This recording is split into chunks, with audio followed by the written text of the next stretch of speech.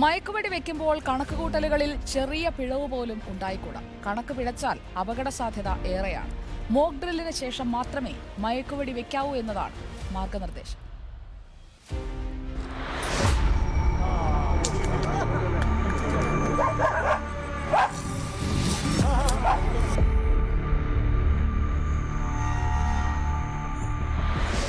നാഡീവ്യവസ്ഥയെ മന്ദീഭവിപ്പിക്കുന്ന പ്രവർത്തനമുള്ളതാണ് മയക്കാനുള്ള മരുന്ന്.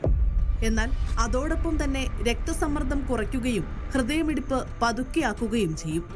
മയക്കാനുള്ള മരുന്നിന്റെ ഡോസ് കൂടിയാൽ ഹൃദയമിടിപ്പ് കുറഞ്ഞ് മരണം വരെ സംഭവിക്കാം. ഡോസ് കുറഞ്ഞാൽ മൃഗങ്ങളെ നിയന്ത്രിക്കാനാകാതെ മയക്കുവെടി സംഘത്തിലുള്ളവരുടെ ജീവൻ തന്നെ അപകടത്തിലാക്കും.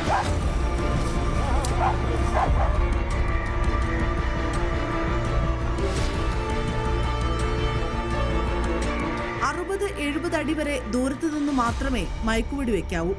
മുന്നിൽ ഒരു ഇല പോലും തടസ്സമാകാൻ പാടില്ല.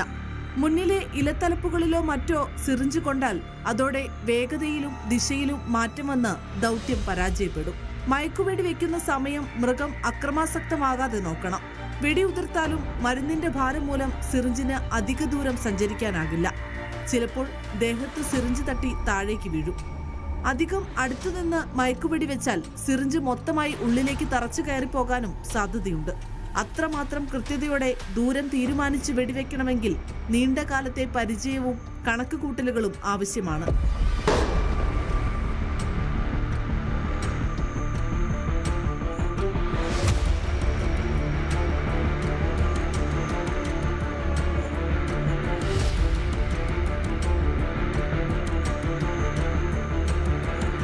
മരുന്ന് നിറച്ച സിറിഞ്ച് ദേഹത്ത് കൃത്യമായി കൊണ്ടാൽ മൃഗം ഉടൻ മയക്കത്തിലേക്ക് പോകും. സിറിഞ്ച് ദേഹത്ത് തുളച്ചു കയറുന്നത് മൃഗങ്ങൾ അറിയുമെന്നതിനാൽ കുടഞ്ഞു കളഞ്ഞ് ചിലപ്പോൾ ഭയപ്പെട്ട് ഓടാനും സാധ്യതയുണ്ട്. അങ്ങനെ 3 കിലോമീറ്റർ ദൂരം വരെ മൃഗങ്ങൾ ഓടിയേക്കാം. ഓടിക്കയറുന്നത് ഉയരം കൂടിയ സ്ഥലത്തേക്കാണെങ്കിൽ മയക്കത്തിൽ ചിലപ്പോൾ നിയന്ത്രണം തെറ്റി താഴേക്ക് വീഴാം. ഓടി വെള്ളത്തിലിറങ്ങിയാലും അപകടമാണ്.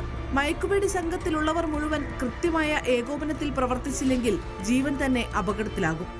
ഓരോരുത്തരെയും കൃത്യമായ ഡ്യൂട്ടി നിർദ്ദേശിച്ച് വരാനുള്ള അപകടങ്ങൾ മുൻകൂട്ടി കണ്ടുവേണം പദ്ധതി തയ്യാറാക്കാൻ. കൃത്യതയോടെ ചെയ്യാനുള്ള ട്രെയിനിങ്ങിന് മോക്ക് ഡ്രില്ലും നടത്താം.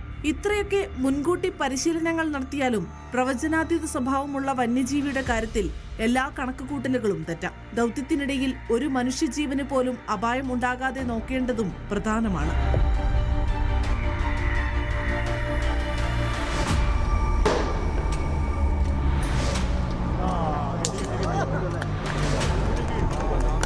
News desk reporter.